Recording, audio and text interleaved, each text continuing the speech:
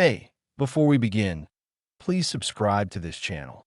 These stories are about real people, real struggles, and real comebacks. If you believe experience still matters, you're in the right place. My name is William Patterson. Most people just call me Bill, and I'm 52 years old, and until one quiet Monday morning, I thought I was exactly where I'd retired. I was sitting in a conference room, coffee still warm in my hands, when everything stopped and no phones. No whispers, just silence. Point 200 employees all staring straight at me. And that's when Gerald Hoffman, our CEO, cleared his throat, effective immediately. Bill Patterson will be transitioning out of his role. No warning, no private meeting, no respect, just gone that I'd given 28 years to Great Lakes Industrial Systems. 28 years of late nights, weekends, emergency calls at 2 in the morning when servers went down. I joined this company when I was 24, fresh out of the Army, computer science degree in my hand and a head full of plans. Back then, we had 4 computers and one very loud fax machine. That's it. Everything you see today, 3 buildings, manufacturing lines, millions of dollars moving through digital systems, I built that. Every server, every network path, every security layer protecting company data, mine. But none of that mattered anymore. Gerald kept talking, using that flat corporate voice executives use when they're destroying someone's life and pretending it's just business. We're restructuring, bringing in fresh perspectives, modern leadership, fresh perspectives. What he didn't say was that his 28-year-old son, Mason, will be taking my place. 0.6 months in the company. MBA from an expensive school. Zero real-world experience that I'd watched the signs for months. Suddenly, Mason was everywhere. In meetings I'd attended alone for years. There he was taking notes, nodding seriously, throwing around phrases like digital transformation and next-gen solutions. Once, he asked me if our servers ran on Windows or the other one. I knew then, but I needed the job.m. My daughter Sarah was finishing grad school. My son Mike had just started medical residency. Bills didn't care about pride, and the clock mattered. I was 3 years away from full retirement benefits, 3 years from security, from peace, and now at 52, I was unemployed in an industry that quietly believes experience is a problem. The worst part wasn't being fired at IT, was the way it was done. Public, cold, calculated. After the meeting, I walked back to my office, every step heavier than the last. 28 years, reduced to a cardboard box that HR was waiting. So it was a security guard. 30 minutes, she said softly. 30 minutes to pack up a career. I handed over my laptop, my badge. I noticed something no one else did. They assumed everything stopped the moment I walked out. They were wrong, because systems don't forget who built them. And sometimes experience doesn't disappear just because someone younger wants the title. I sat in my car, looking at the building I helped bring to life. One thought stayed with me. They didn't just let me go. They replaced knowledge with confidence and hoped no one would notice. They were about to learn exactly what that costs. They were about to learn exactly what that cost. And I didn't go home right away. I just sat there, hands on the steering wheel, engine off, watching people I'd worked with for decades walk past my car like I didn't exist anymore. Some looked sad. Some looked uncomfortable. Most just looked away. That's the rule in corporate America. When someone gets walked out, they become radioactive. Talking to you might mean they don't fully support management. That I finally drove home, pulled into my garage, and stood there in silence. No phone ringing. No alerts. No emergencies. For the first time in 28 years, nobody needed me. That night, reality hit hard. Mortgage, tuition, medical insurance, groceries. I opened my laptop, updated my resume, and stared at job postings that all sounded the same. Fast-paced environment, digital native preferred, 5 to 7 years experience. Translation: not you.by the next morning, I'd applied to 11 positions.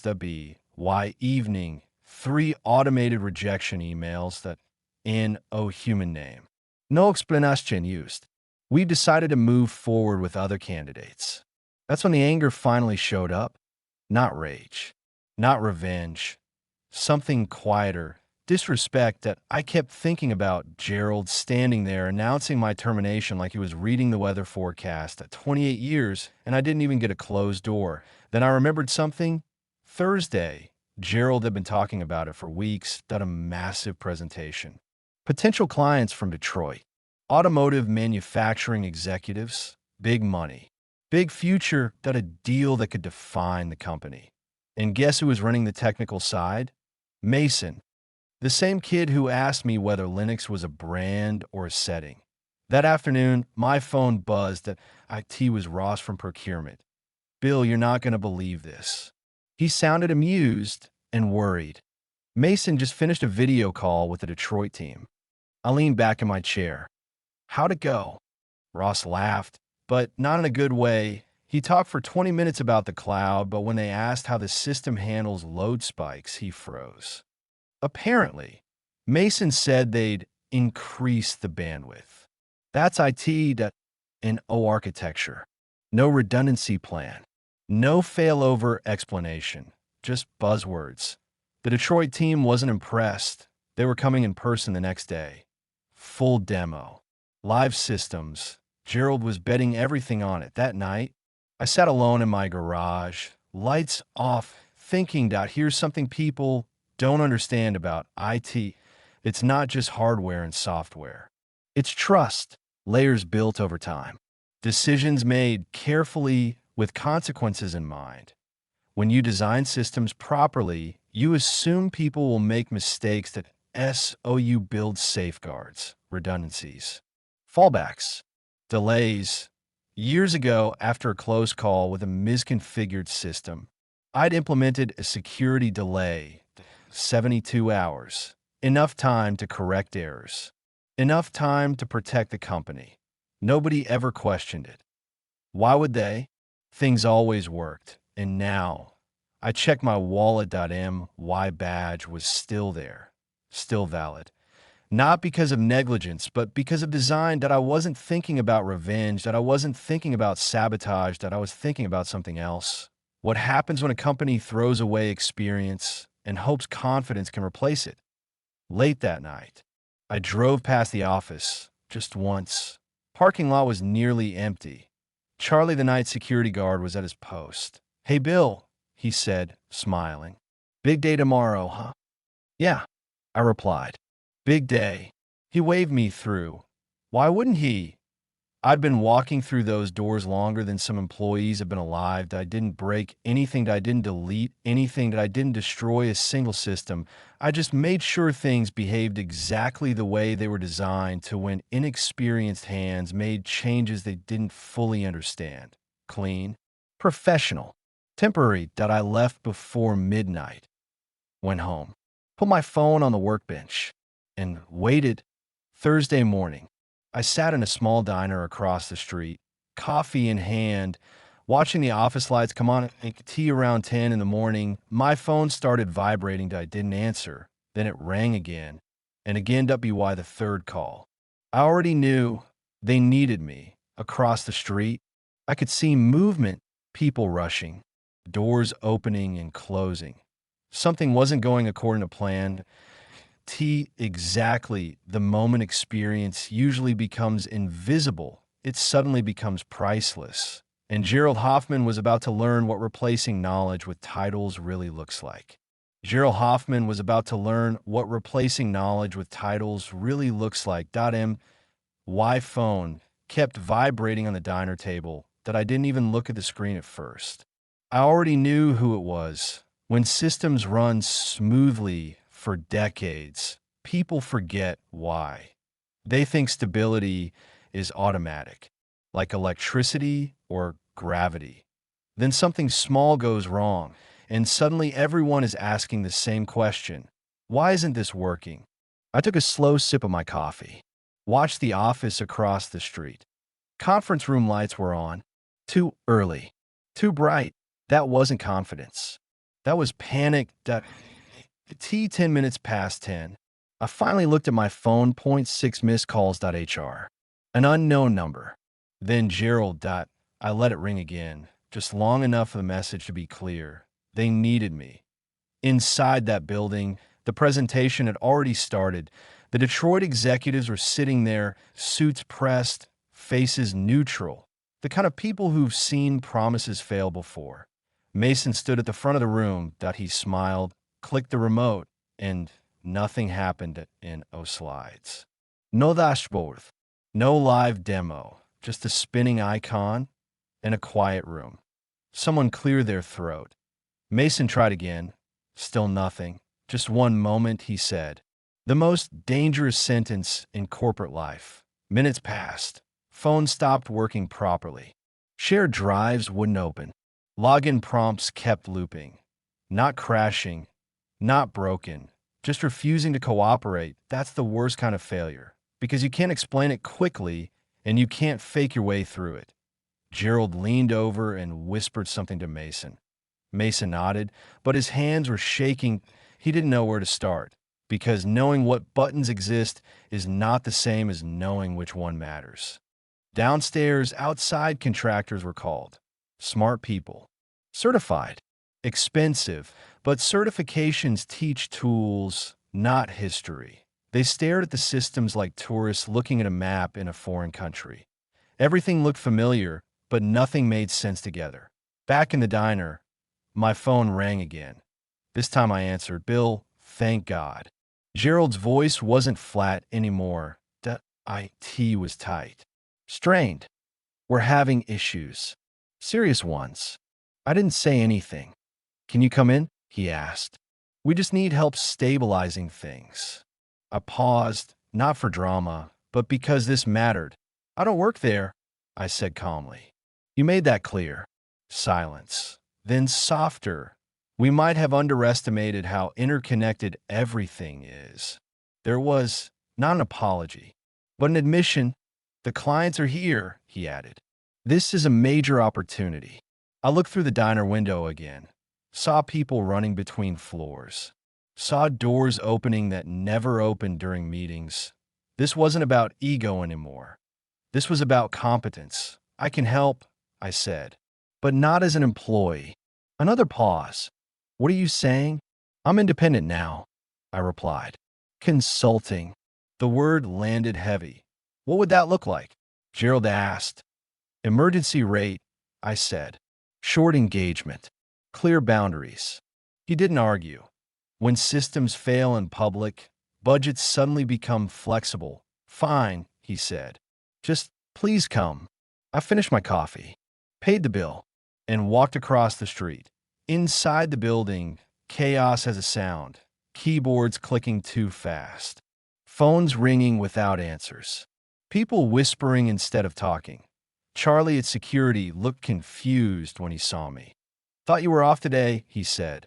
I am, I replied. I'm just helping. Upstairs, the conference room felt different. Not powerful. Not confident. Fragile.